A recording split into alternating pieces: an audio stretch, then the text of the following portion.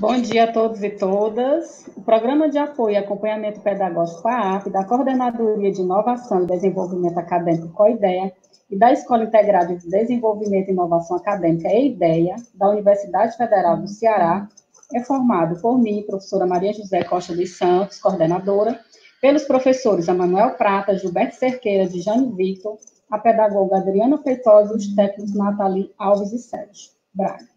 Vale ressaltar que o plano de formação e elaboração da COIDEA e IDEA, em parceria com a Pró-Reitoria de Graduação, a PROGRADE, com apoio da Administração Superior e da participação de diferentes setores da UFC. A iniciativa faz parte do Plano Pedagógico de Emergência PPE, que traz estratégias para a conclusão do semestre 2020.1. O PAAP tem como principal objetivo propor ações de formação docente para todos os professores da UFC, numa perspectiva de inovação pedagógica, visando o constante aprimoramento de sua atuação na docência. A UFC, dando continuidade ao Plano de Formação Emergencial no âmbito do PAAP, elaborou algumas ações em resposta à pandemia da Covid-19. E hoje, dia 17, para dar continuidade a essas ações, o nosso destaque é para a webconferência Metodologias Ativas e Modelo Híbridos no contexto da pandemia, com o professor José Manuel Moran. Mas antes de iniciarmos a webconferência com o professor, queremos oferecer a todos um momento de deleite com a apresentação do PAAP Arte, um vídeo do grupo de violoncelos da UFC, sobre a coordenação da professora Dora Termol. As solistas são as professoras Dora e a professora Juliana Linhares. E a obra é Baquiana Brasileira, número 5, de Heitor Villa-Lobos. Depois desse deleite, teremos a honra e a alegria de receber o professor José Manuel Moran.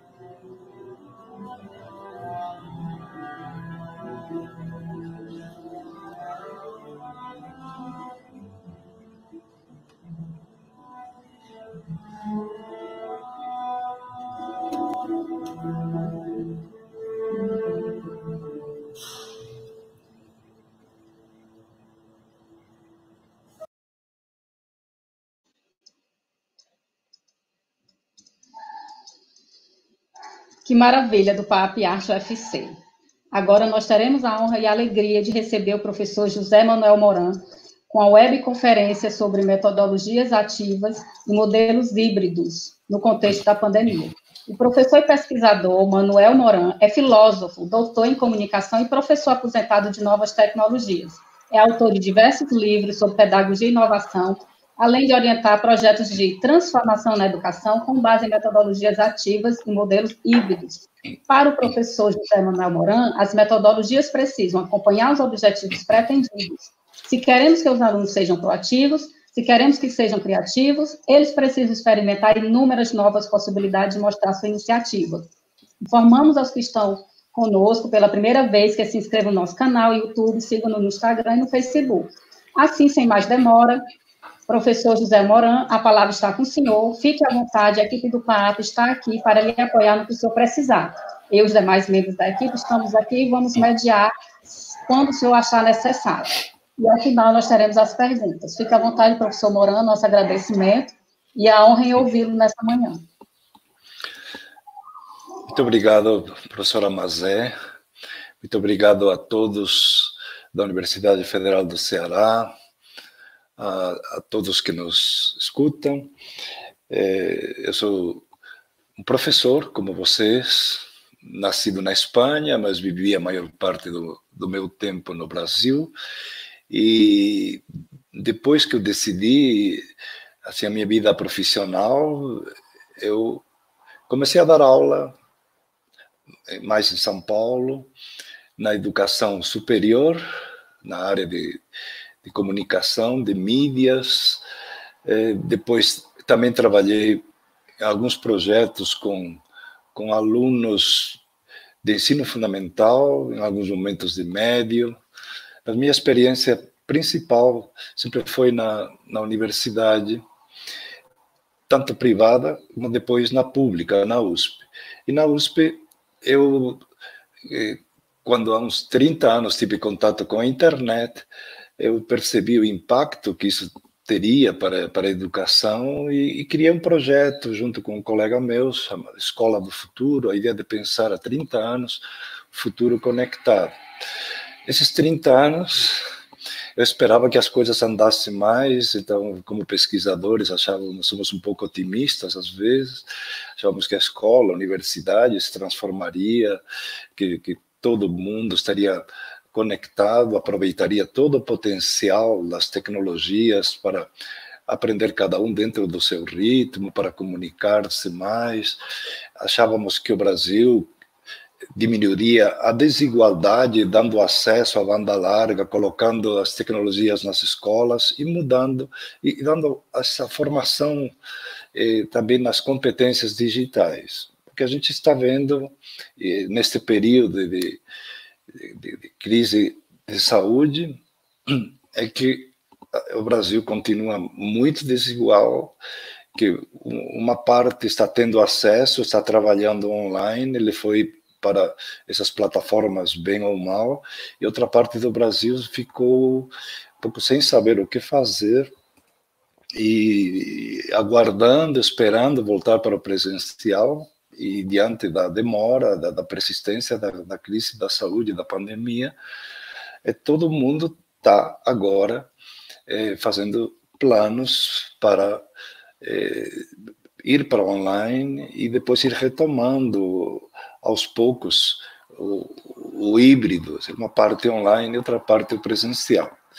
Esse híbrido já faz mais de 20 anos que eu experimentei na USP, e, na verdade, como professor, estou iniciando um pouco esse contato para que vocês entendam.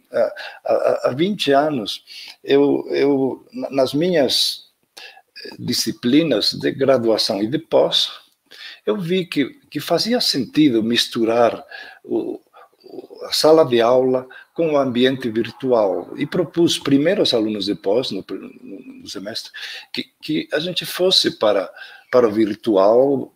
Era um virtual muito mais simplório do que hoje, não tínhamos as plataformas tão atraentes e muito menos ver-nos assim online tão facilmente como hoje, mas fazia sentido misturar. E então, o que vamos falar de modelos híbridos, eu testei com alunos que vinham de vários estados, assim, para as minhas aulas presenciais na USP, pedi autorização ao departamento, e uma semana a gente se reunia na sala de aula, e outra semana fazíamos atividades online, com algum momento presencial via chat. Então, era chat, eu transmitia por uma câmera, eles me viam, e a gente fazia alguns debates das atividades que nós tínhamos combinado entre uma semana e outra. No meio de todo esse processo veio uma mini pandemia, que na verdade foi uma greve de professores e funcionários que se estendeu por 3 meses. As greves a gente sabe quando começam, nunca sabe quando acabam. Então, nesses 3 meses, eu propus aos alunos, temos 2 alternativas. Nós podemos suspender as aulas, porque não dá para ir para... Estava fechado, assim, a escola de comunicações, onde eu era professor, estava cercada, não deixavam entrar, ou podemos continuar aprendendo online. E os alunos disseram, olha, vamos continuar aprendendo. Eles acharam fascinante continuar no online, mas eu não tinha experiência de gerenciar um curso que durasse 3 meses online. Para mim era uma semana sim, outra semana não, era o híbrido. Gente, foi uma experiência, assim, para mim, maravilhosa, assim, de desafios, de ter os alunos como parceiros e ver semana a semana o que fazia sentido no online, o que dava mais certo. Então, foi uma grande experimentação e foi muito rico. Depois dos 3 meses, voltamos ao presencial e repus algumas aulas presenciais, enfim, para cumprir toda a parte que era prevista pela universidade, mas, na verdade, a aprendizagem tinha acontecido no online. Então, o que eu quero... E aí, a partir daí, eu vi que o modelo híbrido era muito, foi bem avaliado. Aí eu implantei numa faculdade aqui, nova, na época, em São Paulo, que hoje é um centro universitário chamado Sumaré, que todos os cursos, que chamamos 18 cursos, eles fizessem o híbrido. Então, aí foi um modelo de gestão de todos. Claro que num grupo privado, se os mantenedores estão de acordo, compram a ideia, é mais fácil do que numa universidade pública, onde temos muitas instâncias de decisão, autonomia de departamentos, etc. Eu entendo. Mas foi também para mostrar que durante alguns anos, uns 7 ou 8 anos, também há uns 15 ou 16 que isso começou, fizemos um projeto onde os professores planejavam atividades que eram realizadas em sala e outras fora. Boa parte dos professores escolheu aula invertida, o que hoje nós chamamos de aula invertida, que nem tinha esse nome na época, que era algo que muitos já fazemos, principalmente na pós-graduação, de oferecer materiais, vídeos, textos, para que os alunos estudem previamente, se preparem para que em sala de aula a gente possa fazer algo mais interessante, que são debates, são questionamentos, desenvolver algum projeto.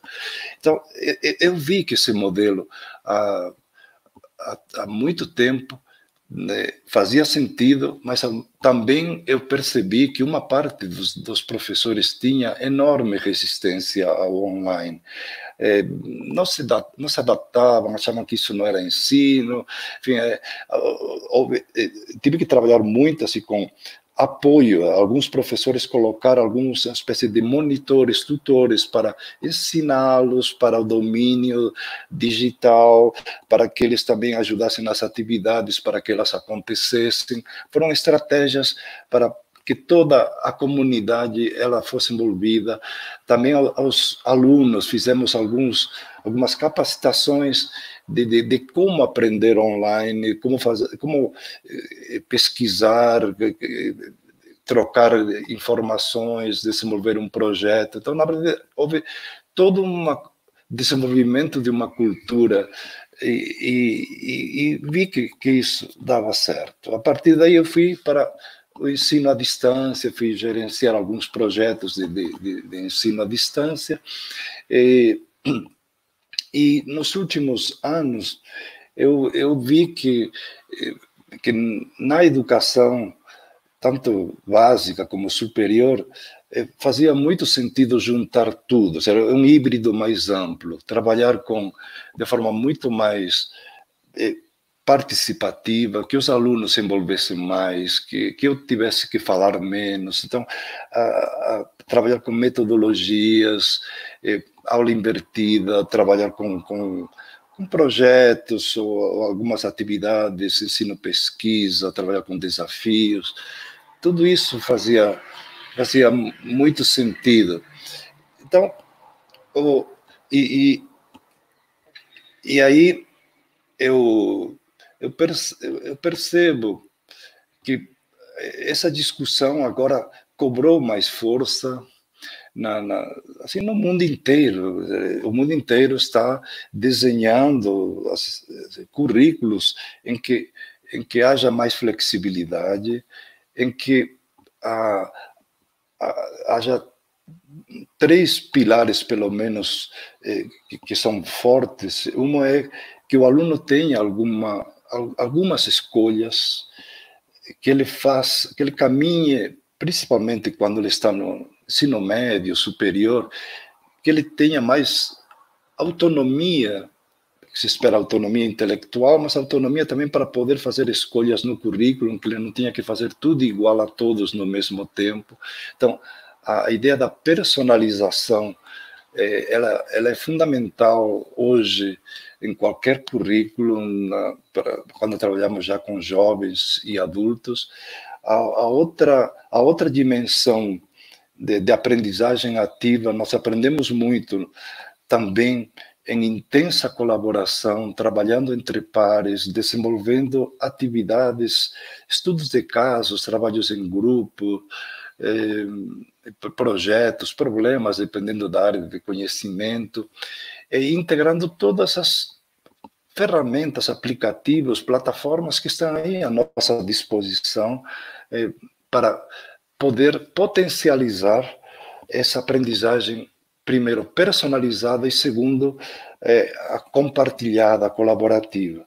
E o terceiro eixo que é importante, cada vez mais assim, eu vejo no currículo, é que o professor, para de ficar aquele que explica, dá tudo mastigado para o aluno, e ele seja alguém que provoca, que desafia, que ajuda a ampliar aquilo que os alunos já conhecem naquele momento, que eles ajuda a fazer grandes sínteses, enfim, a tornar visível o que eles vão pesquisando ou realizando nos projetos, enfim, avaliando de uma forma mais ampla todo o processo.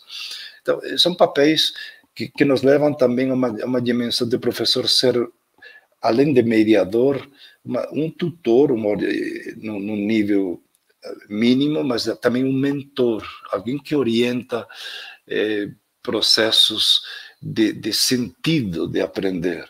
Então, as universidades, instituições que são um pouco mais, assim, eu diria, atualizadas curricularmente, eles colocam a mentoria como um dos papéis importantes que faz sentido que o aluno desenvolva o significado, propósito, trabalhar projeto de vida, enfim, há toda uma dimensão que é mais ampla do que antes nós percebíamos na universidade. Então, trabalhar tudo isso,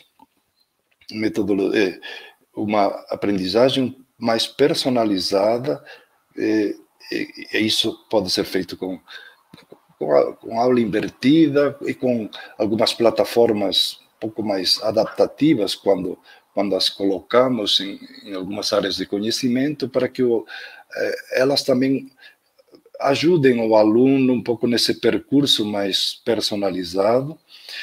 A intensa aprendizagem experiencial, aprender pela experiência e reflexão, e aprender pela tutoria e mentoria. Então, tudo isso nos obriga a redesenhar um pouco as formas como estamos acostumados, a ser aquele professor PowerPoint, a dar tudo pronto. e implica uma mudança de cultura em que grupos de professores já estão convencidos, já estão caminhando nessa direção, e outros não se deixam seduzir, isso dá muito trabalho, e permanecem assim no seu modelo de aula já pronta, e nos complica, né?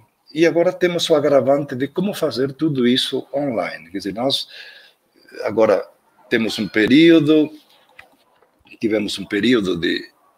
de parar, ver, rever, preparar-nos, e agora vamos para online. Muitos já fizeram isso mais rapidamente, mas ok, vocês vão agora. Como trabalhar de forma ativa no online? São duplos desafios. Primeiro, vocês têm que ver se os professores já estavam trabalhando ativamente até agora. Porque se trabalham ativamente por projetos e tal, eles vão adaptar essa metodologia para o online.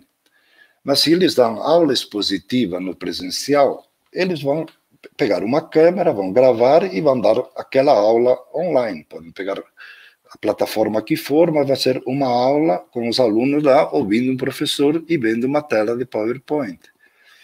Se na sala de aula física isso já às vezes o aluno não suporta, o online é duplamente insuportável. Se qualquer pesquisa que vocês veem de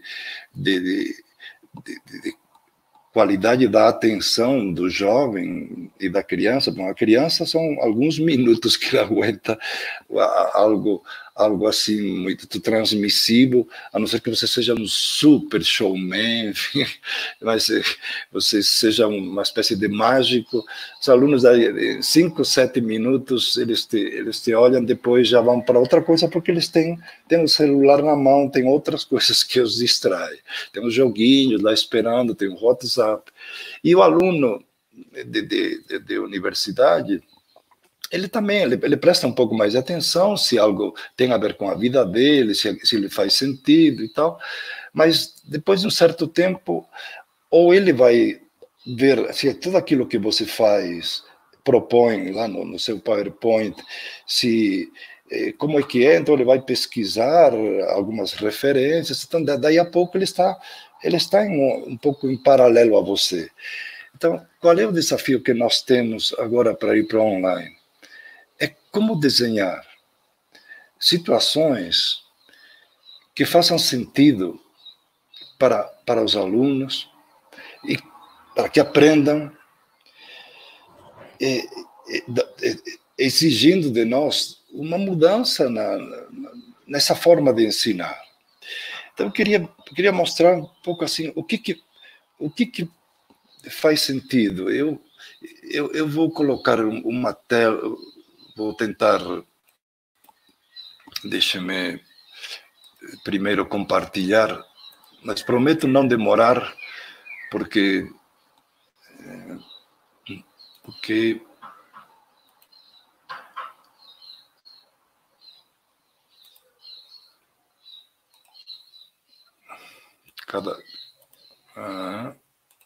streamar, compartilhar,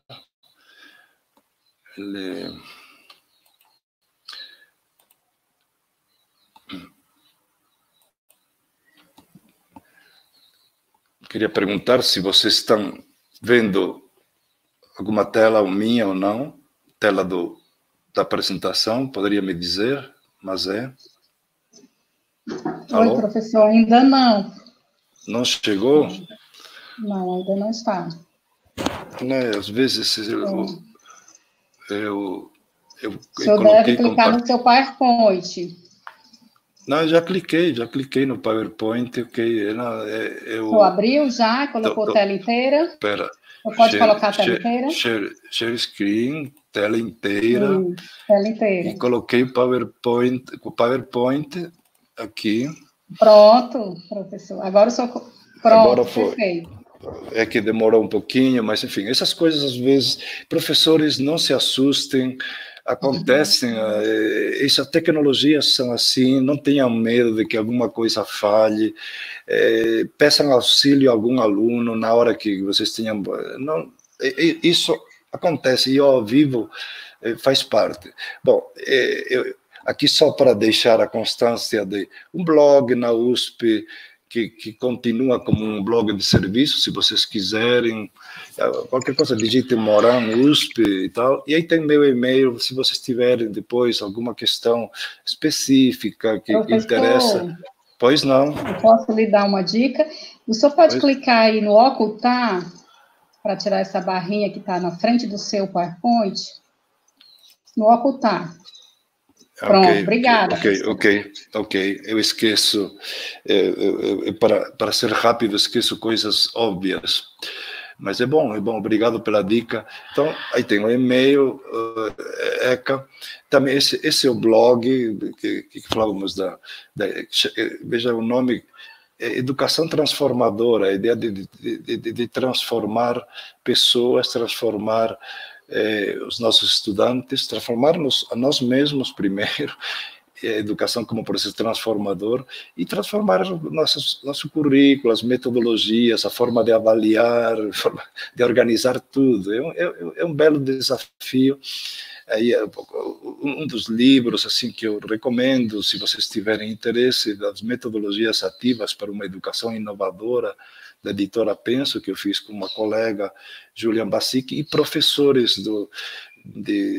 aqui de uma faculdade. Foi uma experimentação com professores que trabalhavam com metodologias ativas na formação de professores, e nós fomos refletindo em grupo e criamos um livro que é fruto de práticas.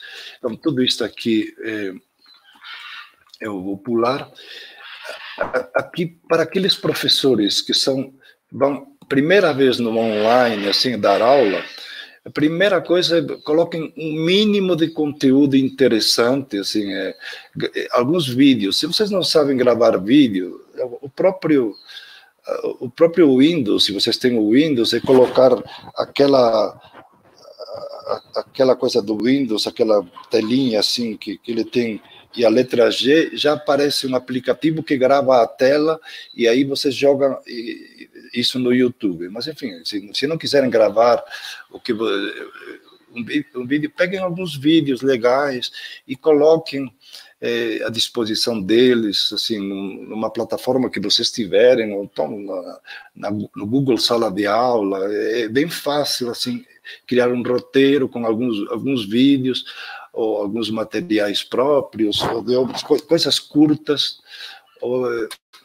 e aí criem alguma atividade para o aluno fazer assincronamente, significa que ele tenha um tempo para ele fazer, e aí marquem, se houver possibilidade de todos entrarem numa plataforma como o Zoom, Google Meet, enfim, Teams da Microsoft, tem várias aí também, vocês têm algumas aí na rede pública, mas marquem alguns momentos síncronos curtos, assim, não caiam é sugestão, estou falando assim da experiência de alguém que está há mais tempo nisso. Não tentem reproduzir o mesmo tempo do presencial no online, tudo com síncrono, e o síncrono, se fizerem, sei lá, uma aula síncrona, por exemplo, de 4 horas, se vocês têm 4 horas na faculdade, vão fazer 4 horas, não façam 4 horas todo o tempo síncrono, que é insuportável, a não ser que aí vocês criem algumas estratégias que daqui a pouco eu vou explico. Mas aqui no roteiro mínimo, algum conteúdo interessante, algo para o aluno fazer um roteiro no seu tempo, algum momento depois para explicar, compartilhar, e usar alguma rede de comunicação, tipo WhatsApp ou assim, ou por e-mail, para algumas comunicações mais rápidas. Eu sei que o WhatsApp tem também seus inconvenientes, mas nos quebra muito galho, assim, para algumas atualizações, mudou aqui o endereço de entrada, isso a gente consegue pelo WhatsApp. Algumas estratégias creio que vale a pena trabalhar com aula invertida. Aula invertida é colocar esses materiais prévios que eu falava há pouco. Se você, assim, da forma mais simples que você puder fazer, e interessante, e colocar desafios. Então, a ideia de trabalhar com alguns desafios curtos, no primeiro momento, que possam ser feitos numa mesma manhã ou tarde, e que possam ser feitos individualmente, e quando você tiver um pouco mais de domínio digital, podem ser feitos em grupos, digitalmente, e esses desafios vão sendo registrados num portfólio. Então, a ideia de ver se vocês conseguem, é bom que vocês tenham esse domínio digital mínimo de criar um portfólio, primeiro para a disciplina de vocês, ou cada aluno cria uma página, por exemplo, no Google Sites, Google Página, cria uma página onde vai registrando tudo o que ele faz. É interessante, porque isso vai ser útil depois para ver o que os alunos estão desenvolvendo, e fica registrado, e para compartilhar, para aprendizagem também entre pares, entre os próprios alunos. E os alunos registrando isso um pouco no diário, como se fosse um diário de bordo. Você pode fazer, já no Google, ou tem programas assim, que você pode fazer quizzes rápidos assim, para diagnóstico, para ver o que eles entenderam, por exemplo, daqueles materiais, e ele tabula automaticamente e mostra os resultados já para os alunos. Depois, há todo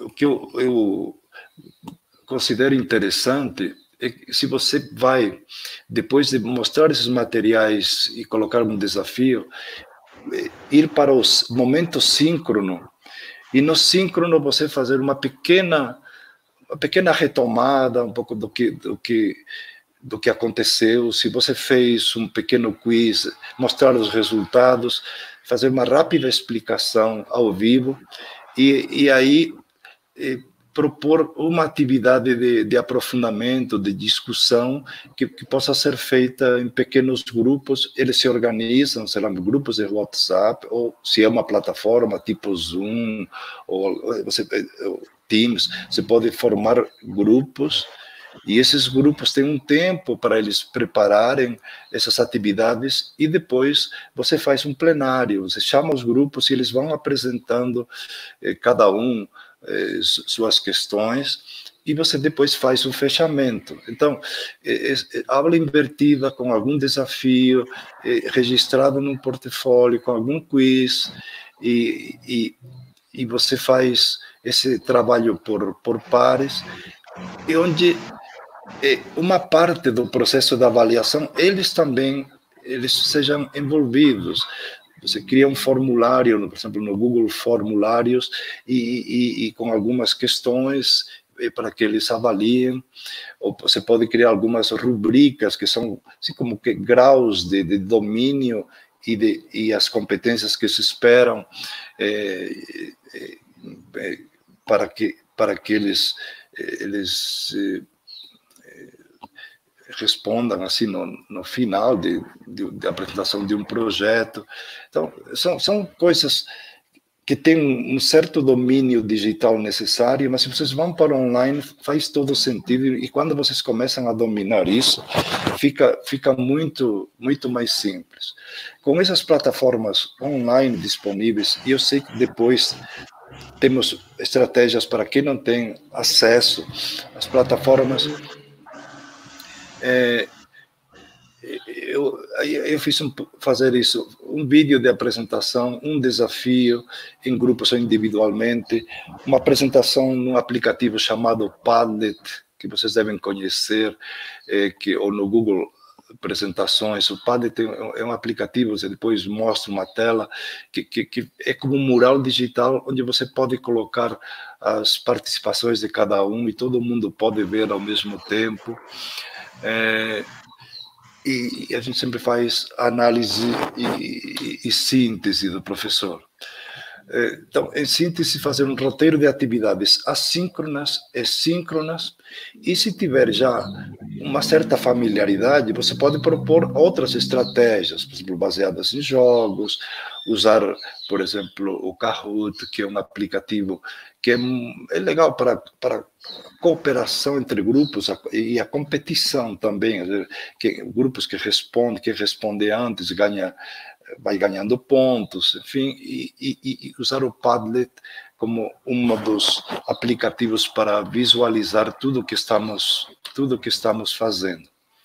Sempre temos que ter um plano B com alguns roteiros, com links para atividades individuais e uma entrega mais flexível, porque nem todo mundo vai acessar uma plataforma. Então, é bom que eles tenham comunicado em uma plataforma, pode ser Moodle, se vocês têm o Moodle, ou enfim, como falava, Google Sala de Aula, enfim, a plataforma que vocês tiverem, um roteiro de atividades, entregar esse roteiro também por WhatsApp, por algum aplicativo fácil de chegar, e que eles possam entregar para vocês com prazos um pouquinho mais flexíveis, caso eles não tenham acesso a isso. Há universidades que têm que fazer até um plano C, de elaborar algumas atividades impressas e fazer chegar esse impresso de alguma forma ao aluno, dependendo da distância de onde o aluno está. Então, estamos num período em que temos estratégias que podem ser online, assim, pleno, um online parcial, que eu chamo, um híbrido, e estratégias de plano de apoio. Pode gravar um áudio, os alunos, eu já vi muitos alunos gravando áudio, professores explicando também em áudio, professores pedindo que os alunos tirem foto de um determinado projeto e mandem a foto, e aí o professor coloca depois num Padlet para que eles visualizem em algum momento. Então, aqui são as diversas situações que nós temos para poder dar conta do online, registrando as atividades sempre, por isso o diário de bordo é importante, os formulários e os alunos comentando as atividades, e fazendo uma avaliação que não seja só uma prova. Assim, no online, você dá uma prova, o aluno vai lá no Google, tenta copiar, não faz sentido. A prova é trabalhar atividades que sejam engajadoras, registro de portfólio, fazer também avaliação por pares e autoavaliação. Bom, aqui um pouco algumas consequências, mas eu vou passar para isso aqui. Só mostrar, porque imagino que todos já usem e conheçam, mas o Padlet eu uso nos meus cursos online que eu faço sobre tecnologias e metodologias com uma professora de Santa Catarina. Já faz 5 anos vou trabalhando como usar as metodologias e as tecnologias, então a gente vai fazendo. Aí cada aluno registra um pouco suas atividades, você compartilha, os alunos começam escrevendo muito, depois, à medida que evolui o portfólio, ele fica muito mais visual, e sempre, quando você clica aí, você tem atrás vídeos, tem materiais, tem coisas bem legais. O Kahoot é aquele aplicativo para competição, e para avaliação, que pode ser legal, e para ver como os grupos compreendem. Você pode colocar vídeos e colocar questões no vídeo, por exemplo, nesse aplicativo é de puzzle. Então, você faz um vídeo e faz algumas perguntas que são tabuladas economicamente, a mesma coisa no Quizzes, é mais gamificado, assim, aí depende um pouco do domínio de cada um. E tem Jamboard, tem Flipgrid, assim, né? Eu não vou dar aula de tecnologias, podemos até discutir, mas hoje os jovens adoram gravar pequenos vídeos, como eles fazem no TikTok, que é uma rede que eles adoram, mais do que quase do que o WhatsApp, eles gravam pequenos vídeos curtos e você pode colocar todos esses vídeos numa tela. Então, por exemplo, o Google tem o Jamboard, que é um aplicativo que você junta tudo e fica uma apresentação muito bonita, e os alunos adoram porque eles produzem algo próprio e é compartilhado, e tudo isso fica uma espécie de mural com uma espécie de vídeo dos vídeos, né? Muito legal. Aqui para iniciar o debate e não cansar vocês, de novo, vocês têm meus contatos e um pouco aquele curso que eu falei de tecnologias e metodologias, para vocês, se tiverem algum interesse, deixa-me voltar o StreamYard e parar o compartilhamento e voltar aqui para vocês. Não sei se o que eu falei no meio portunhol rápido fez sentido para vocês. Queria agora que vocês me dissessem se isto faz sentido, se vocês estão fazendo coisas bem, assim, algumas coisas mais relevantes, que outras propostas vocês têm, quais dúvidas. Sabemos que é um período excepcional, nós não temos soluções prontas, o mundo está um pouco avaliando dia a dia o que fazer, estamos com muita incerteza. Aqui no estado de São Paulo dizem que as aulas voltam em 8 de setembro, mas uma parte do estado ainda está com bastante bastantes problemas no Covid. Então, a gente está sempre planeja, vamos voltar com, sei lá, com 20% dos alunos, com 30%, com 50%, ainda não está claro. Hoje o secretário de Educação do Estado de São Paulo ia fazer uma live sobre tudo isso e cancelou, porque nem ele mesmo tem certeza. Então é um período muito angustiante de saber como fazer isso, e sabemos que o online tem vamos dizer assim, é uma necessidade agora, já era uma possibilidade que nós não estávamos usando, a não ser nos cursos à distância, e daqui para frente, bem, as consequências podemos discutir. Muitos grupos estão aprendendo a fazer o online de uma forma interessante, gente. Eu tenho visto, assim, professores universitários trabalhando com projetos complexos, tudo em plataformas digitais. Estou falando assim de alunos trabalhadores, assim, que estão fazendo faculdade e que aprenderam a fazer projetos, por exemplo, de design thinking, projetos em que você tem um problema que resolve um problema de uma comunidade, de um grupo, de uma empresa, e você traz esse problema para esse grupo que o estuda, primeiro junta essa comunidade, e depois ele vai filtrando ideias até escolher alguma que parece mais viável, processo de ideação. Essa ideia, ela gera um mini produto, será um produto rápido, viável, né? Um produto tipo teste, e esse produto vai sendo validado e depois um pouco replicado. Então, essas metodologias todas foram feitas em grupos, os alunos desenhando projetos e apresentando cada etapa do projeto numa plataforma Zoom. E eu vi, assim, assisti a alguma dessas apresentações e foi muito interessante ver como os alunos levavam a sério a apresentação. Eles tinham um formulário de avaliação, primeiro comentavam verbalmente os demais grupos a apresentação e depois faziam uma avaliação.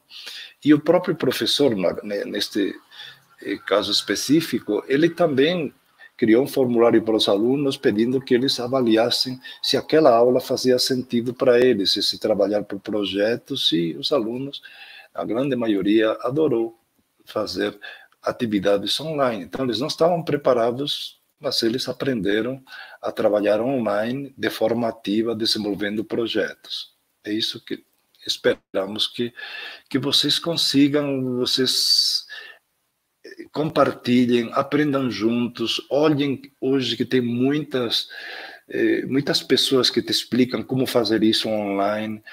Há muita generosidade nesse momento no mundo e no país de pessoas que mostram seus projetos, dizem, olha, eu fiz assim, vai no YouTube, te explicam o passo a passo, faz isso aqui, vai lá, mexe aqui, baixa tal aplicativo. Temos que aprender, investir um pouco do nosso tempo nisto que daqui para frente vai ser muito usual. Assim como estamos agora falando entre nós, e vocês vão fazendo perguntas, isto será cada vez mais compartilhado, mais fácil. Infelizmente, uma parte dos brasileiros não tem esse acesso que deveria. As políticas públicas de apoio à educação, elas esqueceram de que o digital era um componente fundamental para aprender hoje e educar a sociedade, assim, é também um dos deveres de manter o que eu chamo de possibilidade de você ser um cidadão no século XXI. Se você não tem esse acesso, domínio dessas competências, você perde muitas das dimensões de empregabilidade, de aprender, de evoluir, que a maioria das pessoas tem. Muito obrigado. E Mazé, você agora é com você. Não sei se vocês têm questões.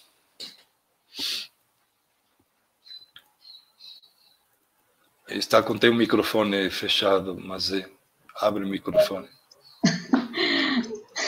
Eu estava prestando atenção ao microfone e me distraí com ele. Eu sei. Acontece, né, professor? Uhum. Uma alegria ouvi-lo, professor Moran. A plateia aqui virtual está toda feliz, né? Muito, muito satisfeito, muito contente. É sempre uma alegria e um aprendizado. Agradecer imensamente a sua presença aqui. Sabemos Obrigado. Que uma palavra que o senhor citou bastante aí, a transformação, né? Acho que estamos passando por esse momento, nós professores, por um momento de muita incerteza, mas, como o senhor mesmo falou, tem muita gente generosa que está colaborando, né, com atividades na internet, mostrando para a gente caminhos, e o senhor é uma dessas pessoas, né, que não tem medido esforços para colaborar quando é chamado, e nós somos exemplo disso. Então, estamos muito felizes com a sua generosidade. Vivi aqui hoje, na sala aqui do canal do Programa de Apoio e Acompanhamento Pedagógico da Universidade Federal do Ceará, colaborar conosco. E temos aí algumas perguntas, vamos pedir aqui para a nossa técnica nos colaborar para a gente fazer. Então, a professora Lara, ela pergunta, como aplicar o ensino híbrido nos anos iniciais, professor? Bom, eu até agora falei mais para vocês como professores de universidade, porque imaginei que boa parte são professores assim, que estão com o desafio de ir para online, mas também estão as escolas no online. Então, como fazer isso com os anos iniciais?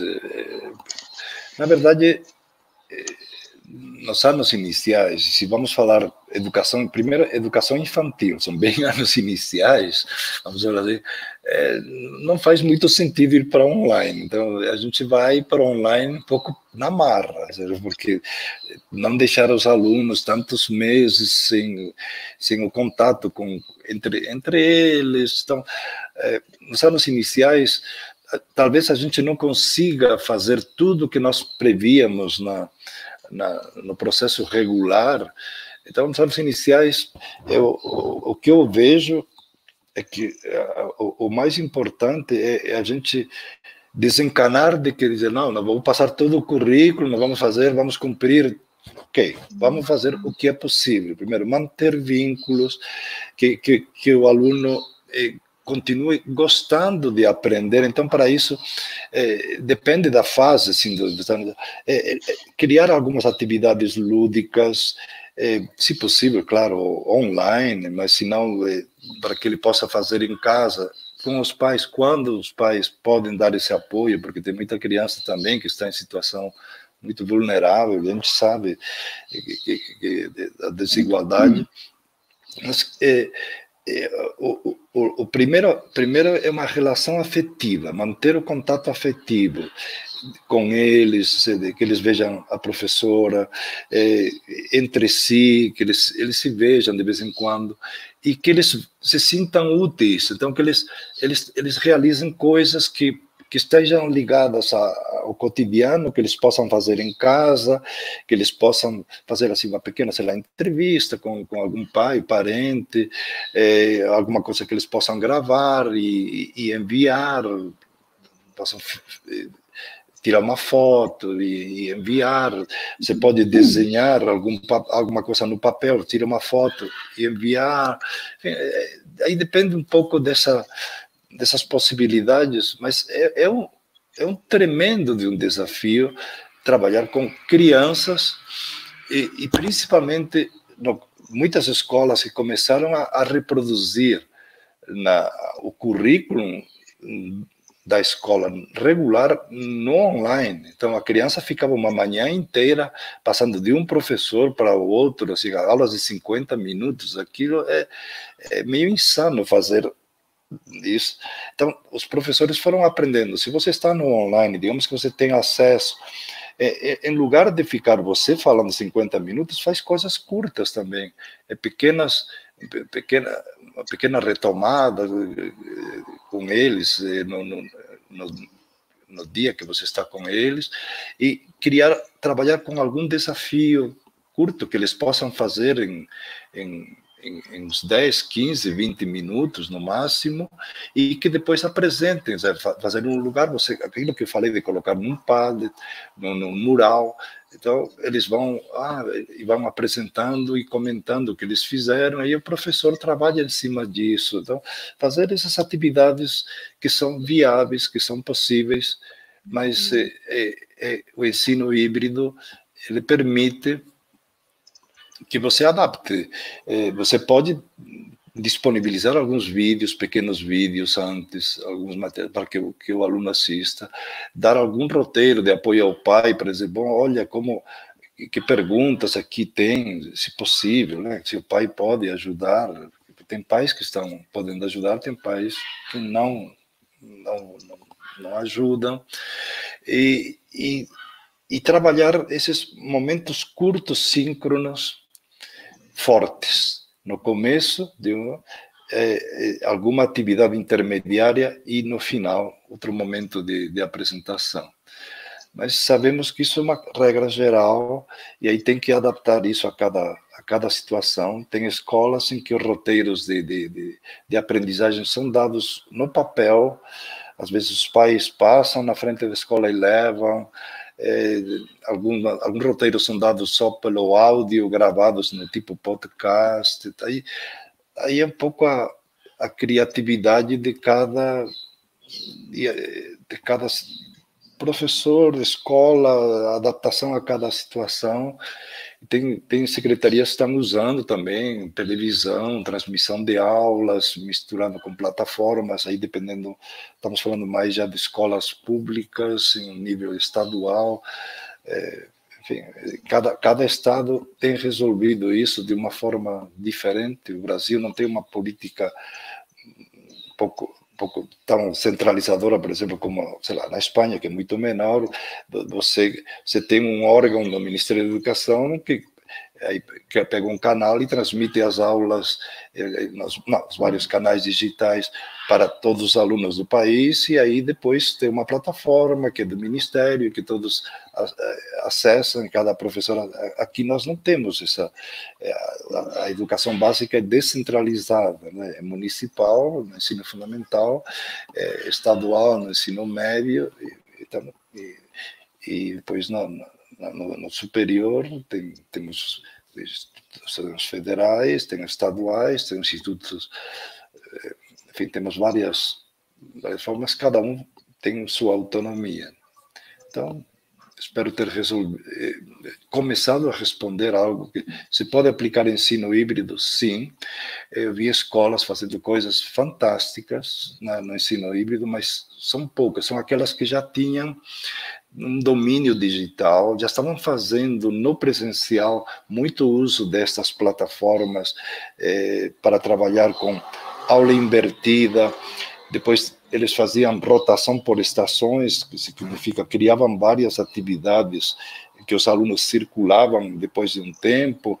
Eles estão fazendo isso no online e até com crianças pequenas, algumas, né? Não digo que todas as escolas conseguiram fazer isso. Tem escolas aqui em São Paulo que criaram para crianças, criaram alguns kits com materiais de biblioteca, livros, com algumas até coisas que lembravam da escola da criança, assim, e mandavam esses kits para os pais pegarem, levarem para casa, e aí as atividades iam em função da mistura do uso do digital e do trabalho com kits vivos que eles recebiam, kits analógicos, que eles podiam tocar, mexer, enfim, é a criatividade para encontrar saídas, claro, não é simples, mas algumas escolas estão enfrentando isso com mais força, garra, e porque estavam mais preparadas, né? É desafiante esse momento, muito, né? Eu muito. até aproveito para parabenizar todos os professores que, na hora que foram desafiados, né, a essa mudança, essa transformação, foram à luta e buscaram formação e estão aí dando show. Então, parabéns a todos os nossos professores, né? Nossos professores de todo o nosso país estão realmente de parabéns, apesar de todas as dificuldades, toda a precarização, às vezes, na sua formação, mas estão aí dando show. Então, nossos parabéns, né, professor, para esse... Muitos professores assim se viraram para manter contato, fazer... eu lembro de uma professora que estava fazendo ciências e ela relatou aí no Porvir, nesses portais que trabalham com experiências, os professores, a professora estava fazendo um projeto que envolvia algo de culinária, assim, através dos alimentos, poder entender aqueles conteúdos de ciências, e aí teve que ir para online, e ela começou a fazer essas experiências em casa, na cozinha dela, e tirava fotos e mostrava isso para os alunos, e dizia, gente, fiz assim, gravou alguns vídeos, fotos e vídeos, aí os alunos tentavam reproduzir com os pais, com a ajuda dos pais, algumas dessas experiências, postavam isso de volta para a professora e colocavam isso aquilo que eu falei, mural, digital, aí a professora comentava as produções dos alunos e a partir disso completava com uma explicação um pouco teórica o que estava por trás da experiência, o significado para a ciência, ou seja, que conteúdos científicos estavam lá na experiência. Então, vejam, são formas criativas, mas ao mesmo tempo exigem dedicação, tempo, perseverança, porque o digital cansa, né? Tem um momento que ele é exaustivo, ficar no digital. Tem o perigo também de ficar as crianças muito tempo nas telas, que elas já ficam fora brincando, e ainda muito tempo aqui, também isso não é bom, mas é um período de exceção, gente. A vida toda não vai ser assim. Este ano, 2020, realmente é um ano muito diferente, e vai trazer muitas consequências para todos nós, algumas boas, outras ruins, mas as boas são de aprendizagens que vamos aproveitar depois para fazer o melhor da mistura de tudo. Quer dizer, nós vamos fazer muitas mais reuniões com os pais online, porque a reunião para pais nem sempre dá. Vamos ter contato assim com os estudantes em diversos formatos e momentos. O presencial, quando a gente vai para uma sala de aula presencial, tem que acontecer algo muito, muito valioso para justificar ir deslocar-nos, gastar nosso tempo e dinheiro para ir a um local, porque boa parte do que acontece hoje em sala de aula podemos fazer online. Posso passar agora um PowerPoint, como fiz antes, e dar uma aula sem termos que estar juntos. Então, quando voltemos, temos que fazer coisas muito relevantes, por isso as metodologias ativas fazem sentido e esses modelos híbridos continuarão fazendo muito sentido daqui para frente. Uhum. A próxima pergunta, professor, eu acho até que o senhor já respondeu, né? Que é a pergunta do professor Luiz. Ele diz assim: professor Moran, no ensino híbrido, a aprendizagem é significativa? A aprendizagem é significativa no ensino híbrido. Quando é bem proposta. Você pode fazer o ensino híbrido meia boca, colocar um material lá, um PDF, e depois fazer uma atividade e não linkar uma coisa com outra, aí não é significativo. Significativo a própria palavra diz que ela faz sentido para o aprendiz.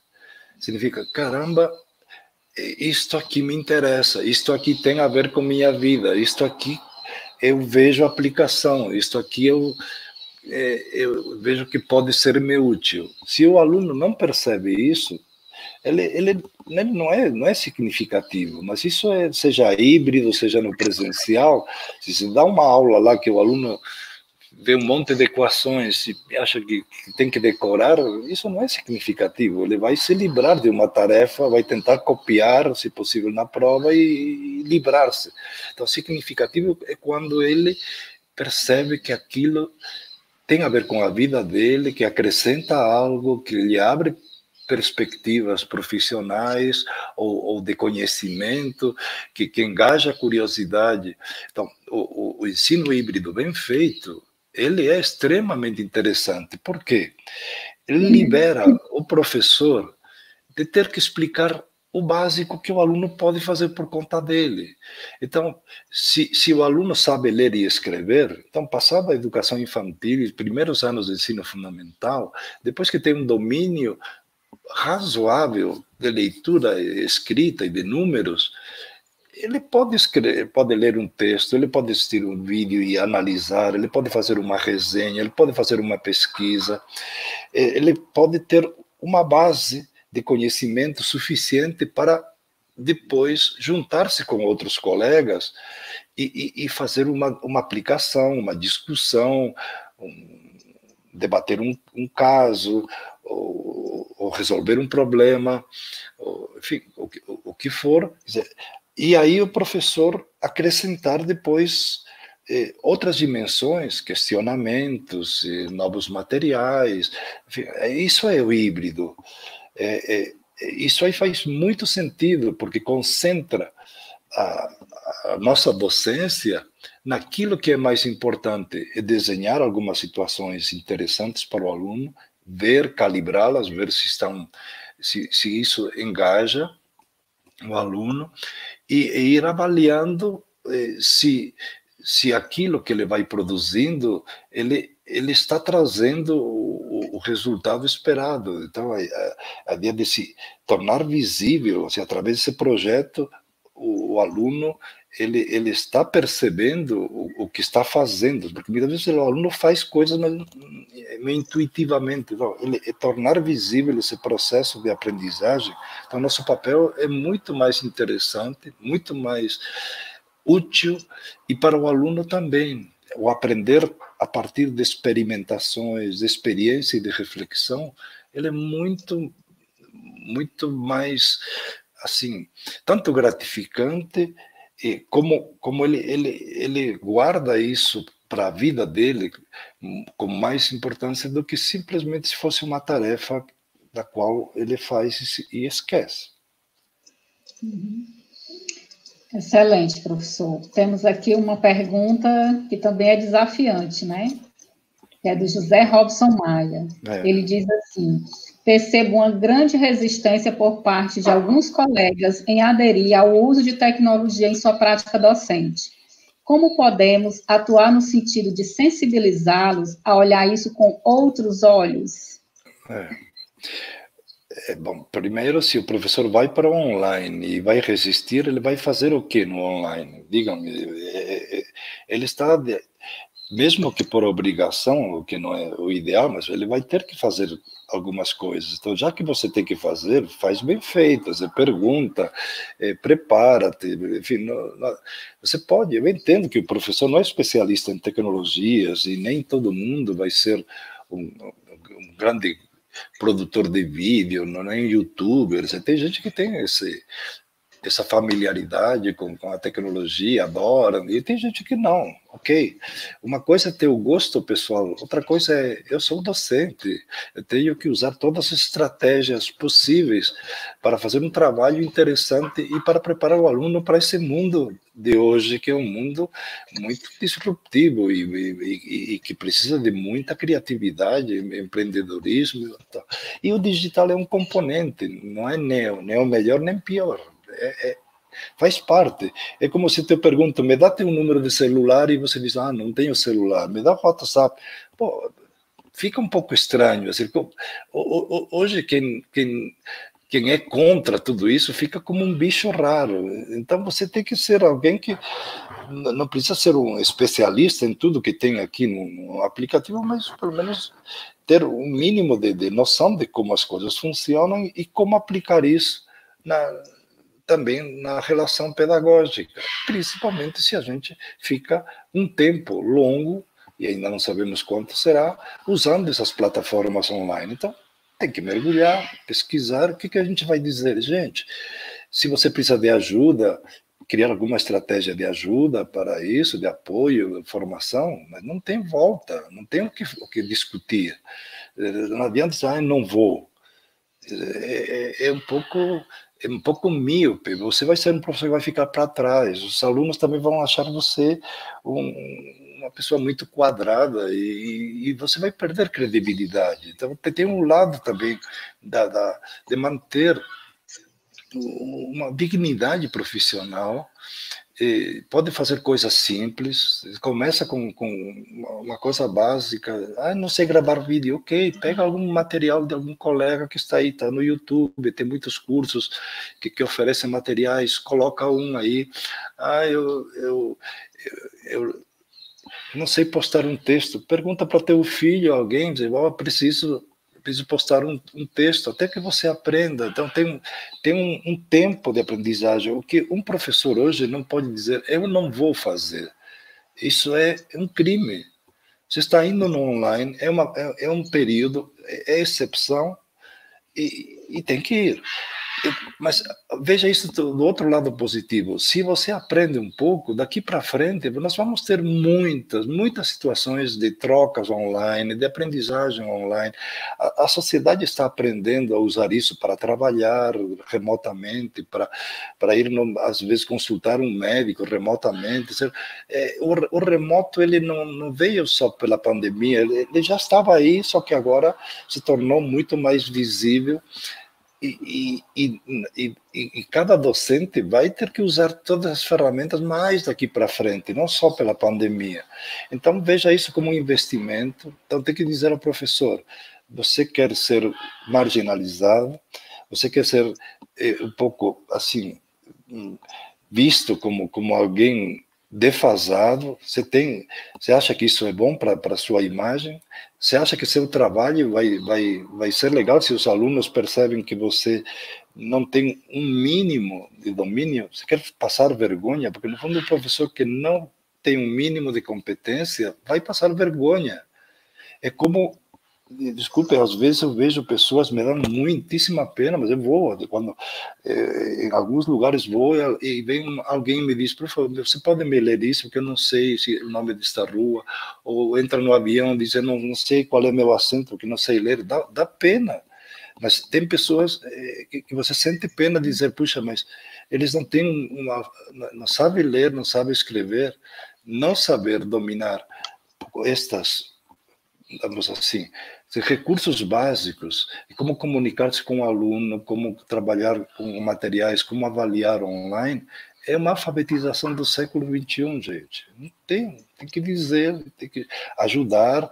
Eu entendo que para um professores custe mais e tente refugar ao máximo, mas não dá mais. Estamos já quase na metade do século XXI, gente. Esses nossos alunos pequenos, olhem, eu tenho netos, meu Deus, eu olho para eles e digo, meu Deus, eles têm tal quantidade de possibilidades de brincar e de aprender, de fazer o que eles quiserem, com tantos aplicativos, enfim, nesse celular conectado, e eles ficam com jogos colaborativos, jogando com vários colegas em vários lugares. Que coisa tão diferente do mundo que eu vivia. Ok. Quando eu falo para eles que eu não tinha WhatsApp, que eu não tinha YouTube, eles me olham como um dinossauro, dizendo, como você vivia antes? Então é isso. Eu tenho que adaptar-me. Eu não posso ficar para trás. Então, o que eu digo para os professores, vão atrás, busquem alguém que os ajude, façam esses cursos, olhem os professores que mostram esses vídeos de como fazer. Você pergunte ao Google como faz, sei lá, uma aula invertida, como trabalho com projetos online, como posto um material, como avalio. Alguém está lá, alguém vai te explicar. É verdade, professor. E é importante também nós termos clareza que o remoto é emergencial, ele não é para sempre. Mas tudo que nós aprendemos agora, nesse momento, estamos aprendendo, será para sempre, sim. Então, que a gente possa aproveitar o máximo. É um investimento que para o futuro não vai voltar a ficar só presencial, tirando a educação infantil, primeiros anos do ensino fundamental, depois teremos muita mistura do presencial e online. Então, quem aproveitou agora, né, professor, vai ter um capital aí importante, né, de aprendizado.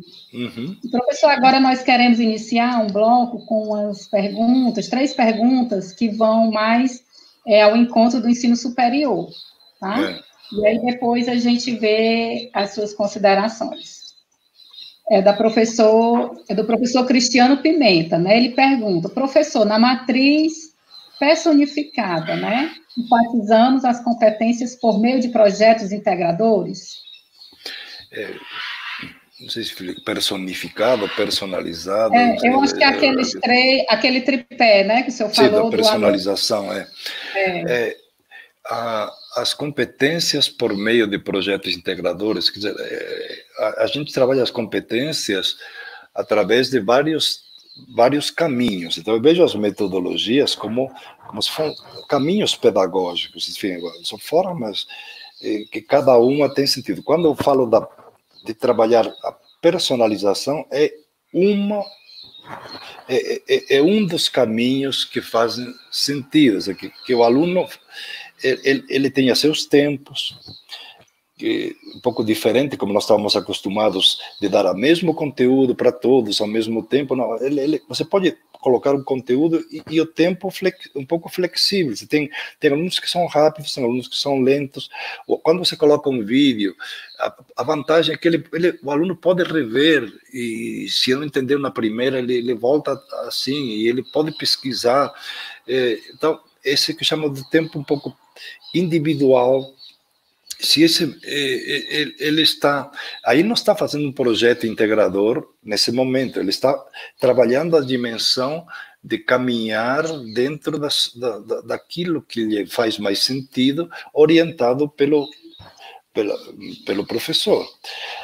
Mas o projeto integrador, ele se dá mais na dimensão grupal, coletiva, e se dá também na dimensão dos docentes integrados. O projeto integrador integra docentes, integra estudantes. Por que integra os docentes? Porque o projeto integrador pressupõe que várias áreas de conhecimento elas se juntam num problema ou num projeto. Então, se você colocar o professor de ciências, de linguagens, de matemática, de artes, de repente você pode juntá-los num projeto. Então, significa que temos que conversar primeiro nós, desenvolver nossas competências, baixar a bola, ser humildes, conversar a ceder um pouco, a entender, não, eu quero que quero fazer do meu jeito. Não, temos que chegar a um jeito comum de propor, de acompanhar e de avaliar. Então, o projeto integrador é para desenvolver competências também docentes. E segundo, discentes. E aí é quando você desenha um projeto que pode ter algum tempo individual, mas ele tem outros tempos que são grupais e pode ter o tempo, assim, depois de integração de todos. O interessante é que isso é possível de ser feito também no online. Nós estávamos acostumados a trabalhar no online só com conteúdo, com materiais. Nos cursos de educação à distância, tudo era PDFs, vídeos e depois fórum. É pobre. A gente pode trabalhar com projetos, e projetos que integram várias áreas de conhecimento. E isso está na BNCC também, e principalmente no projeto do ensino médio, no novo projeto. Vocês veem que trabalha com 4 áreas fundamentais, e depois com itinerários, e trabalha com a ideia de trabalhar projeto de vida do aluno, desenvolver empreendedorismo, criatividade. E isso temos que levá-lo também para o ensino superior. Então, vejam que se já na educação básica está se propondo esse desenvolvimento de competências, sabe, no ensino superior, nós temos, e talvez um dos avanços que mais teve nesses últimos 3 meses foi que, como os professores estavam podendo conversar entre si, muitos que no presencial não se encontravam, fizeram, através dessas plataformas online, um planejamento mais conjunto. Então, alguns professores puderam planejar melhor esses projetos integradores através dessas plataformas como a que nós temos agora. Eles entram no horário, planejam, conversam e aí implementam um projeto. Dá para fazer, vai ser legal, mas não tem momentos pessoais, mas a personalização ela vai numa outra pegada, que é adaptação do currículo um pouco às minhas, ao meu momento, minhas exigências, minhas necessidades, ao meu ritmo, se eu tenho alguma dificuldade, dislexia ou algum outro problema. Então, a questão de como é que eu adapto aquilo que eu prevejo para todos as minhas condições específicas. Então, vamos para a próxima pergunta. Do professor Marcos Tavares, né? Ele pergunta: professor, quais as suas dicas sobre o ensino híbrido para os cursos de saúde, como a enfermagem e a medicina? Bom, a enfermagem e a medicina, ela tem vindo, já faz tempo, numa busca de modelos muito mais ativos, em geral, e ela já desenvolveu uma metodologia consolidada de aprender por problemas. Nem todas as universidades, por isso eu não sei como vocês estão fazendo, mas o trabalhar através de problemas que tem momentos, tempos individuais de pesquisa, tem tempos de aprendizagem de grupo, tem tempos de tutoria, de um tutor, tem toda uma metodologia que agora ela se acrescenta, como fazer isso no digital, como fazer aprendizagem por problemas através de plataformas digitais, e faz todo sentido quando falamos do híbrido.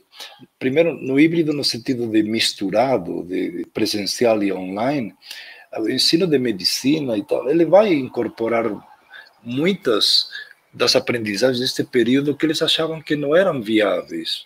Era muito comum o curso de medicina ser todo presencial, porque dizia que não pode ser EAD. É verdade, ok.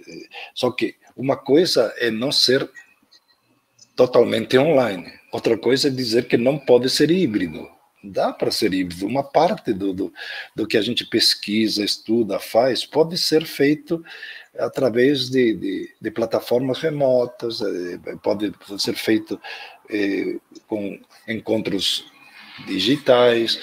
Uma parte das experimentações pode ser em laboratórios também virtuais. Hoje há muitos avanços nessa área, mas outra parte precisa de presença física, de experimentação, de estar nas situações reais, seja em hospitais, centros de saúde, enfim, depende da situação. Ou seja, nada substitui também essa experimentação física. Então, modelos híbridos fazem todo sentido.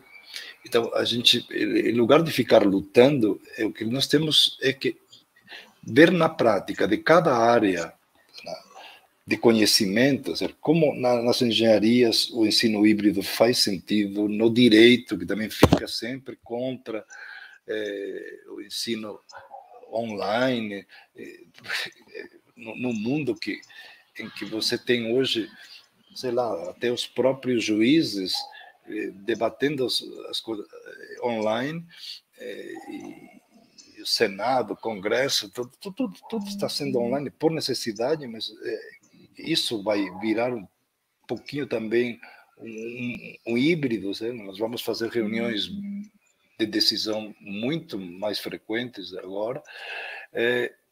Como fazer isso em cada área e especificamente também na medicina? São vocês que vão ter que experimentar, não é alguém de fora que vai dizer a vocês, mas ver de tudo isso que acontece, a aula invertida, como vocês vão fazer, trabalhar com problemas, em que momento nós vamos fazer um encontro online e físico, e se não temos a possibilidade, como agora, de encontro físico, como fazer esse offline e online, essa mistura? Faz sentido, ou seja, marcar tempos não muito longos de estar ao vivo, mas tempos assim que sejam intensos de compartilhamento, nesta plataforma, qualquer plataforma destas que nós temos, qualquer aluno pode compartilhar também sua tela. Ele pode mostrar o que trabalha, e se não pode compartilhar, ele envia para o professor e o professor disponibiliza, ou você coloca dentro do seu portfólio e o professor abre o portfólio lá para todos. Então, isso dá para fazer, gente. Engaje o aluno no sentido de faça o ensino híbrido também do lado da negociação, da conversa com o aluno, mostre o que está propondo, por que escolheu aquela atividade, mostre também e dialogue com ele como isso vai ser avaliado, qual é a participação dele nesse processo, coloque os critérios claramente. Então, o híbrido também tem muito a ver com conversa, com negociação, explicar o sentido das coisas. Quando você explica, o aluno entende, não imponha, não venha de cima para baixo com algo pronto e execute, não, converse. E no online é importante muito também se conversar, esse olho no olho, se perguntar para o aluno, está entendendo, está tendo alguma dificuldade, porque nesse período muita gente pode estar passando por dificuldades, às vezes um aluno não produz porque ele está com o caso, os pais estão brigando, estão se matando, sei lá, perdeu o emprego. 25% dos estudantes universitários perderam o emprego nesse período, então ele está com a cabeça cheia, ele está buscando como sobreviver, então temos que entender a situação também de cada aluno para poder trabalhar o híbrido. É verdade, professor. São muitas questões que precisamos considerar nessa nova forma, né, que estamos trazendo aí para as nossas aulas, nova forma de aprender e de ensinar. E aí nós temos uma pergunta aqui, novamente, do professor Robson Maia, e ele diz, o desafio é grande, né? Como podemos verificar se houve aprendizagem? Acho que entra aí na parte da avaliação, né, professor? Avaliação, verificar, bom, se alguma qualidade tem no digital, é que deixa registro. Às vezes, quem é professor mais velho, como eu, quantas vezes o aluno chegava e dizia, professor, eu entreguei o trabalho, tal, e eu não estou aqui com o trabalho. E aí você não sabia se você tinha perdido o trabalho ou era ele que não tinha entregue, ou seja, aquelas coisas que sabia se o aluno estava levando no bico ou você, às vezes, extraviou um trabalho e você ficava preocupado. Hoje, qualquer coisa que é feita no digital, para o bem e para o mal, deixa registro. Então, se ou fica gravado, ou você posta. Então, o ter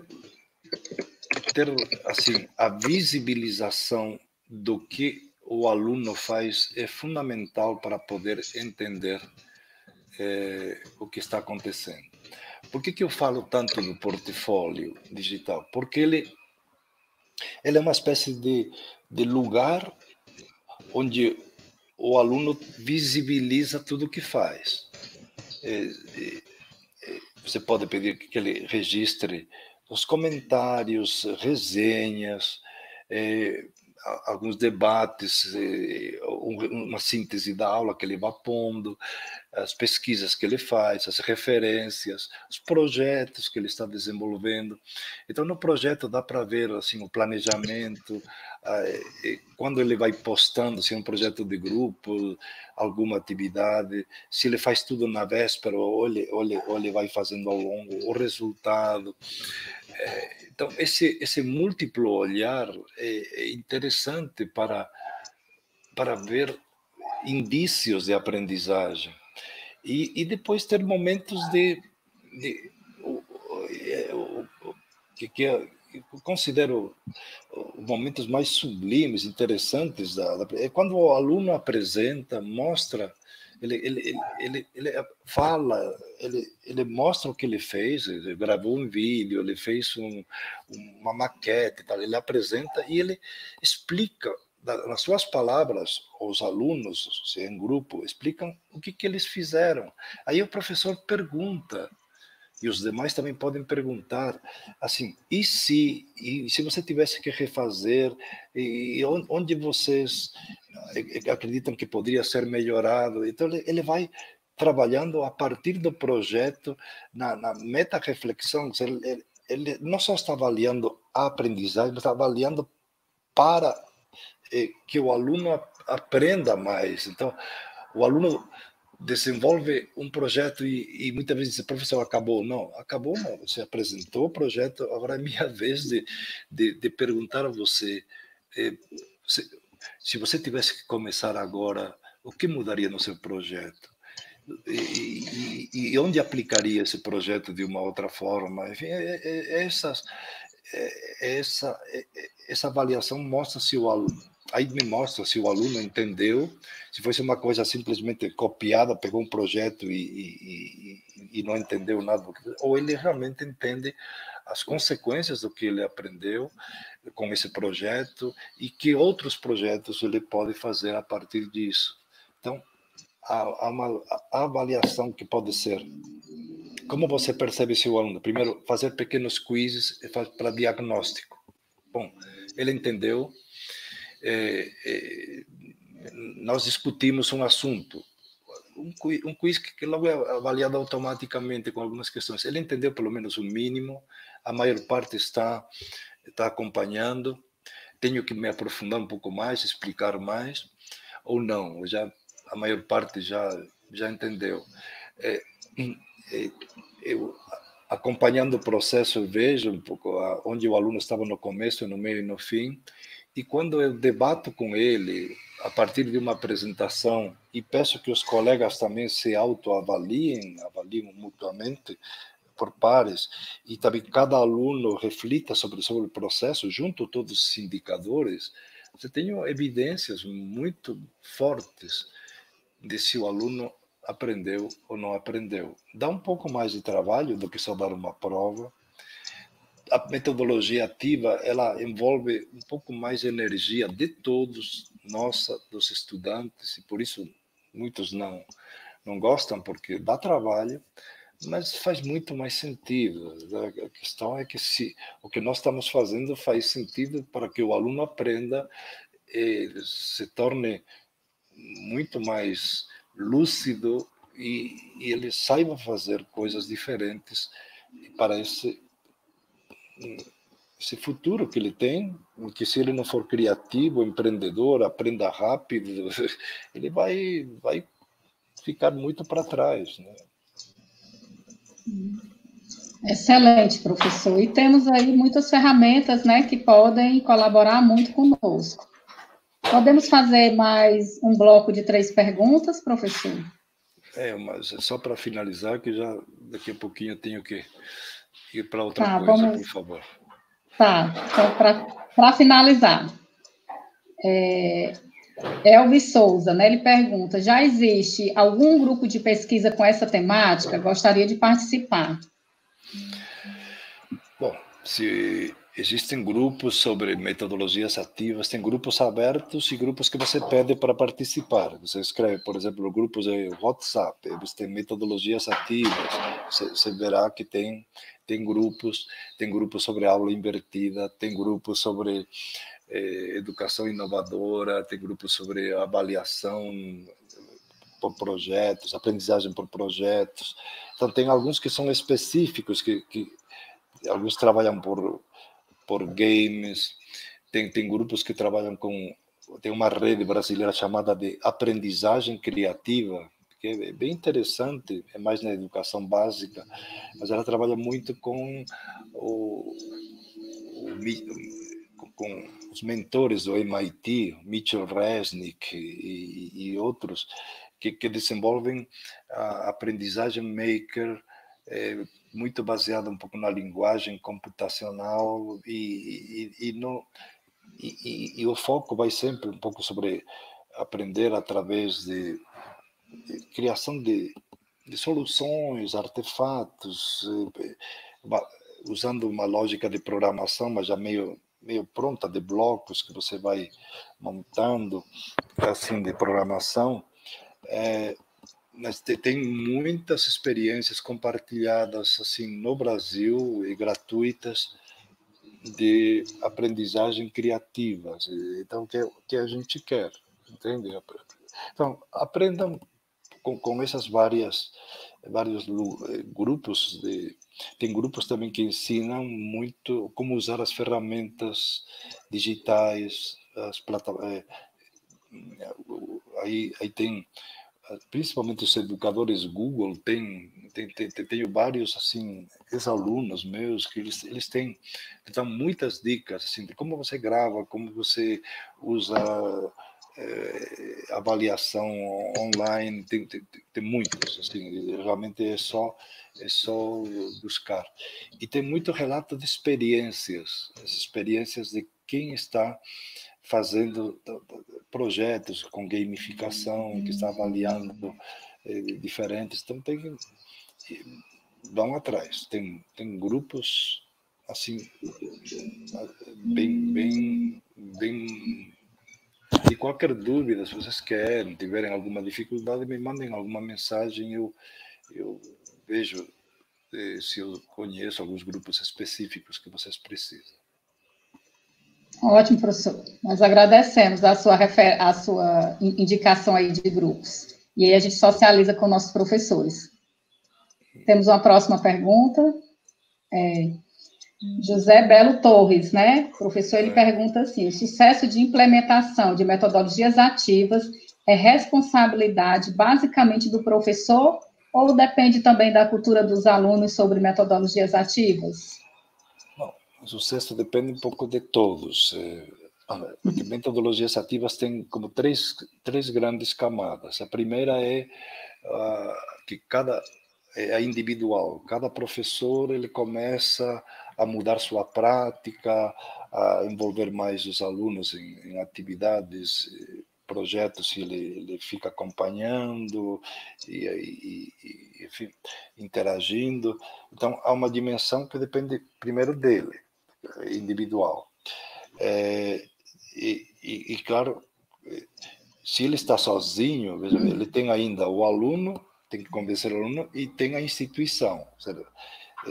Pensem assim que é um tripé que você tem que e também as famílias tem que convencer. Então, primeiro há uma camada que é individual. Segunda, depois já chega aos alunos, no docente tem que converter vamos dizer assim, um pouco docente para entender que a metodologia faz sentido e instrumentalizá-lo para ver como fazer. Segundo nível de aplicação, que algumas instituições já fazem, mas outras não, é quando você já tem um número suficiente de docentes, colegas, que eles já dominam as metodologias e eles conseguem integrar-se em uma equipe. Então, fazem uma equipe que fazem projetos integradores e aí eles já têm não só eles fazem isso na sua área de conhecimento, mas eles sabem trabalhar entre si. Então, metodologias entre grupos. Aí ainda tem uma terceira camada, que é quando a instituição inteira repensa o currículo, onde as metodologias fazem parte. É um currículo que é focado em projetos e em competências e menos em disciplinas e conteúdos. Né? Então, essa é uma terceira etapa. Você você de repente, vocês têm aqui, são de universidade pública, mas pode ter alguns de vocês que trabalhem também em instituições privadas. Vocês têm professores que se sentem meio sozinhos trabalhando no meio de muitos que são quadrados, vamos dizer assim. Tem outros que já trabalham de forma interdisciplinar, ou às vezes você pode trabalhar em uma instituição que já é um pouco meio disruptiva, ela já pressupõe que você tenha o domínio pessoal, o domínio grupal e ainda fazer tudo isso de forma institucional. Normalmente nas públicas é um pouco muito desigual. Tem alguns que fazem, alguns têm às vezes grupos, mas normalmente o institucional está muito solto, não há um apoio, um direcionamento e uma política muito clara disso aí. Então, tem professores que dão aula como querem, tem outros que estão fazendo alguns projetos, fica tudo meio desarticulado. Quando está desarticulado, é mais difícil convencer o aluno, porque tem o outro lado que o aluno vem de 10 anos de ensino fundamental ou mais, educação básica, em que ele foi meio preparado para obedecer e fazer tarefas, é um tarefeiro. E para mudar a metodologia ativa significa você tem que sair do banco, vamos lá atrás, isto te envolve, é uma outra cultura. Então, se a instituição, se a universidade, se a escola, ela tem isso como política, então o aluno vai entender que aquilo é algo que faz sentido, né? Mas se fica um professor faz e o outro não faz, o aluno diz, bom, e qual é ele se sente um pouco perdido. Portanto, quanto mais os professores tiverem uma união de que isto faz sentido, quando os coordenadores e gestores eles apoiarem também os docentes e conversarem também com os alunos e com os pais, essa educação básica principalmente, de que esta é uma política que, do ponto de vista da aprendizagem dos alunos, os beneficia, mesmo que dê um pouco mais de trabalho, a gente se convence. A gente tem que mostrar isso, trazer o aluno um pouco pelo engajamento. Quer dizer, quando você dá uma coisa gamificada, quando faz um projeto real, quando você traz situações do cotidiano para ele trabalhar e ele se engaja, aí e mostrar que ele está aprendendo, então, na prática você está colocando essa situação para que ele perceba. Então, é o processo de convencimento, ele demora alguns meses, não é fazer a primeira experiência e parar, é um pouco como ensinar a escovar os dentes quando é uma criança. Então, a mãe manda uma vez, ensina a outra, pede, vamos lá, vamos escovar, a criança diz, não vejo sentido, até que ele cria um hábito. Ele tem que criar o hábito de aprender ativamente, mostrando que isso faz sentido e angariando o maior número de pessoas ao nosso lado para que nos apoiem, se possível, também os gestores. É interessante, né, professor, porque a formação ela tem que partir de professor e de aluno, né? E assim, nós temos aqui na Universidade Federal do Ceará, o Laboratório de Pesquisa Multimeios, com o professor Hermínio Borges Neto, senhor deve conhecê-lo, ele trabalha também com metodologias, e ele tem a metodologia sequência FEDAT. E, assim, a gente fala muito dessa mudança de postura do professor e do aluno, para que esse aluno seja mais ativo e mais participativo na sala de aula. Isso exige uma mudança do professor. E aí eu vejo a resistência quando a gente começa a trabalhar com as perguntas, né? Que os alunos, eles estão sempre preparados, acho que de uma forma geral nós, né? Estamos sempre preparados para obtermos respostas. E aí, quando o nosso professor nos enche de perguntas, aí dá aquele conflito, né? Vamos dizer que culturalmente a gente está habituado a receber as coisas prontas. E aí, quando temos que ir em busca, pesquisar, procurar, isso realmente, de fato, nos desafia, né? E aí, professor, para finalizarmos, né, os blocos de perguntas, tem aqui a professora Polly, ela pergunta, já existe um curso, né, ou alguma política pública para, pelo menos, assim, pensar, né, numa formação para todos via internet, né? Não, acho que era para prover internet para todos. Prover internet, aqui é questão de acesso, né? A da formação, assim, o governo sempre teve, assim, alguns programas, desde, eu me lembro, do Proinfo, políticas de mídias na educação, tem cursos, tem de acesso, teve muitas fases, sabe que nós temos, os governos, eles têm, a gente não tem política de Estado, tem política de governo, cada governo vai e define algumas prioridades nessa área ou não, uns descontinuam o que outros já fizeram. Tivemos momentos bastante intensos de tentar que as escolas tivessem banda larga, que tivessem computadores em um maior número, até havia um programa que era chegar um computador por aluno, aí depois isso se descontinuou. Teve nesses últimos governos mais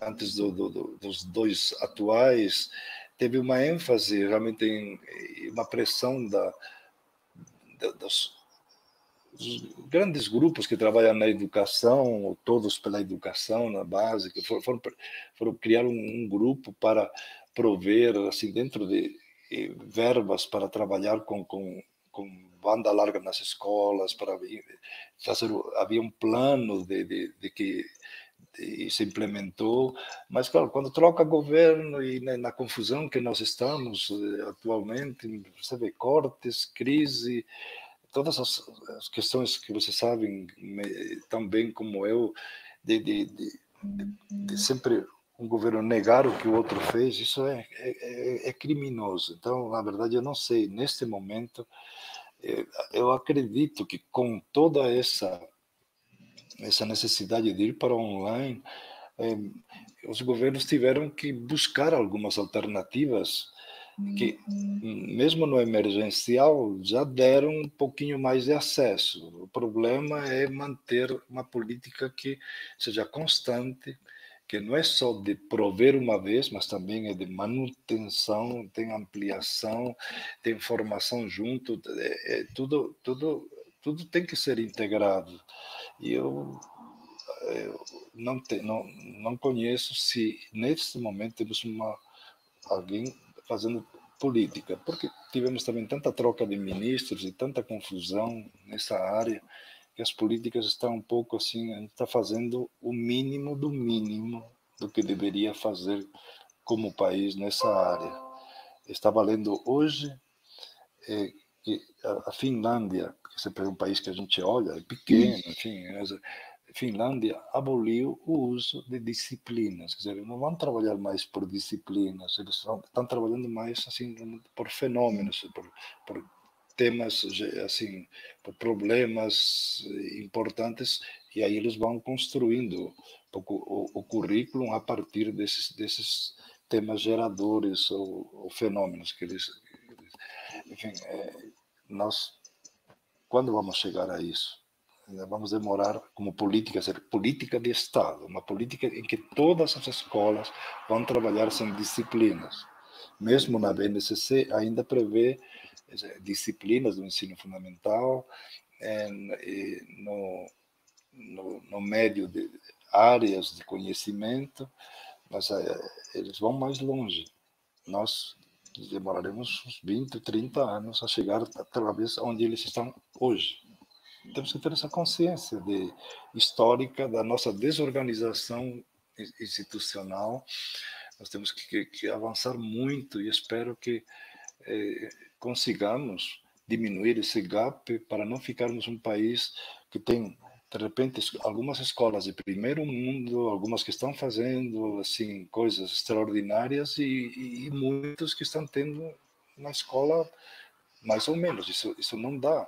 Mas vocês aí no Ceará, vocês têm uma política pública bastante interessante, desde Sobral de apoiar com consistência, assim, uma política pública que chega a todos, se ainda não é um projeto dos mais avançados do ponto de vista de currículo, mas pelo menos fazer as coisas certas, que todos tenham, desenvolvam as competências básicas e que use, entre elas também as digitais, e espero que isso aí seja algo que continue e que inclua a todos, a política da equidade, assim, de que todos tenham acesso, isso é necessário. Em alguns estados, como de vocês, tem avançado bastante, mas ainda falta muito. A gente sabe que nós não temos assim um trabalho sempre integrado e podemos sempre melhorá-lo.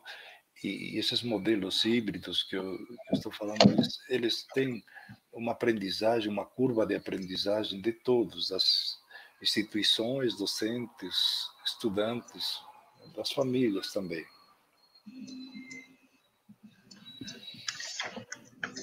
Muito obrigada.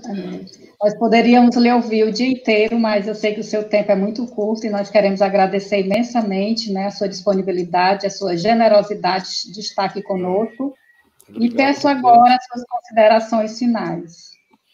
Não, primeiro, é um prazer poder estarmos, embora não foi um diálogo assim entre todos, eu vi algumas pessoas e vejo assim o chat, então não, é um diálogo, é um híbrido um pouco, vamos dizer assim, um pouco precário ainda, mas eu vi assim um pouco alguns comentários aqui que aparecem no chat.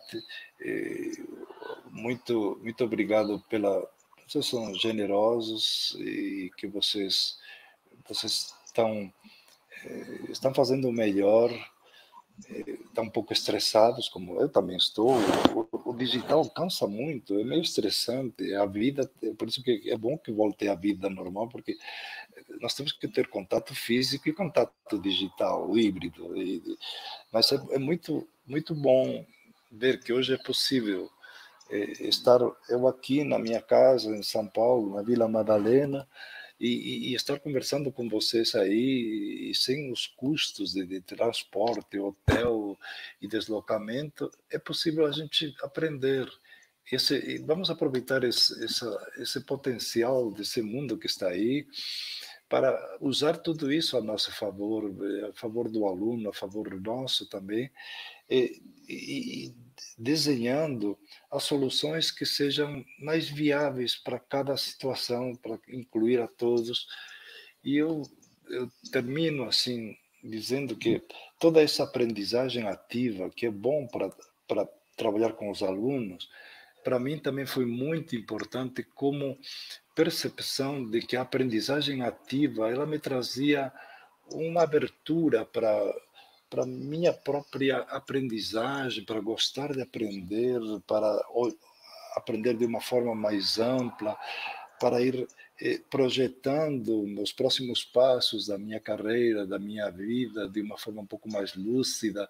Então, a aprendizagem ativa, para mim, assim, quando me engajei mais nesses projetos ativos, algumas décadas atrás, me ajudou a tornar-me uma pessoa mais um pouco aberta, humilde, num sentido assim de ir aprendendo com os outros e compartilhando, e a ter uma vida mais interessante. Então, pense na aprendizagem ativa também e no uso de todos estes recursos para ter uma vida interessante. E eu diria que você aprende ativamente se você desenvolve, junto com essa aprendizagem, o que chama uma postura ética, uma relação assim moral com tudo. Se você aprende a ser uma pessoa boa, uma pessoa que colabora, você aprendeu algo na vida. Se você aprende muita coisa e não aprende a ser bom, a compartilhar, a conviver, não aprendeu nada. Então, a aprendizagem ativa é para poder também cada um de nós desenvolver uma aprendizagem para a vida, que nos ajude a evoluir sempre. Então, tem uma função pedagógica na sala de aula, tem uma função pedagógica na nossa própria aprendizagem como pessoas. E eu quero que cada um de vocês seja cada vez assim uma pessoa mais interessante, e sendo interessante, vocês serão docentes extremamente interessantes e pessoas com as quais, como tenho certeza, vale a pena muito conviver e viver. Muito obrigado, um beijo para cada um, e estou aí em contato. Vocês têm o meu site lá da USP, se vocês querem dar uma olhada, enfim, e os meus redes sociais aí também.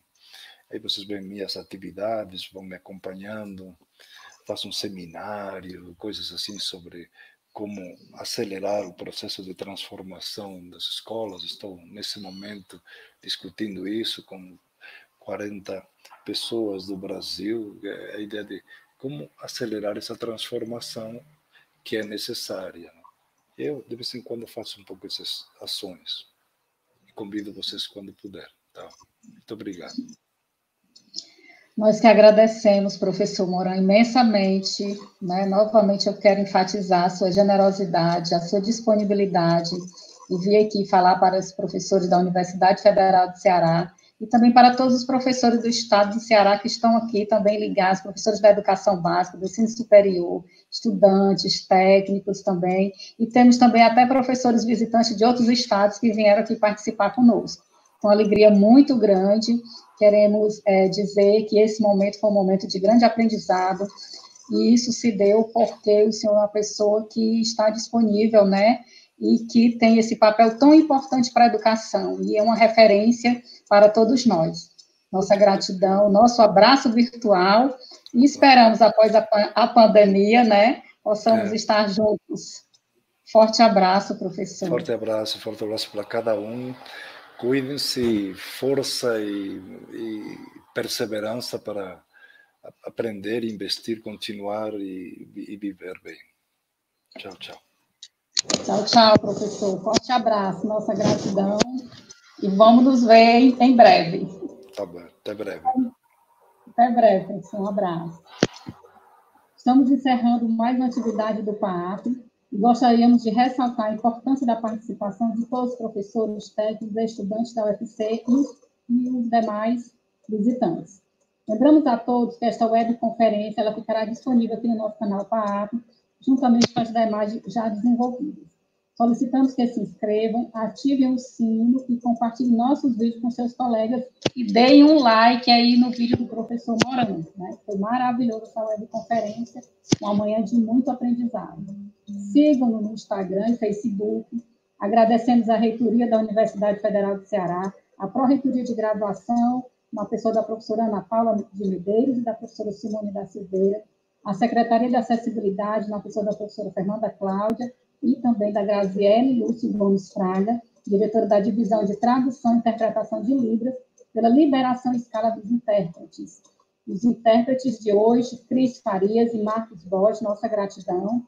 A Coordenadoria de Comunicação da UFC, também nossa gratidão. Ao diretor da Escola Integrada de Desenvolvimento e Inovação, a IDEA, na pessoa do professor João César Moura Moto. Enfim, toda a equipe, todos os presentes, professores, estudantes, técnicos, intérpretes, a equipe do PAAP, com a IDEA, Desejamos a todos vocês um excelente final de manhã. Fiquem conosco na próxima semana, que teremos outras atividades formativas, né?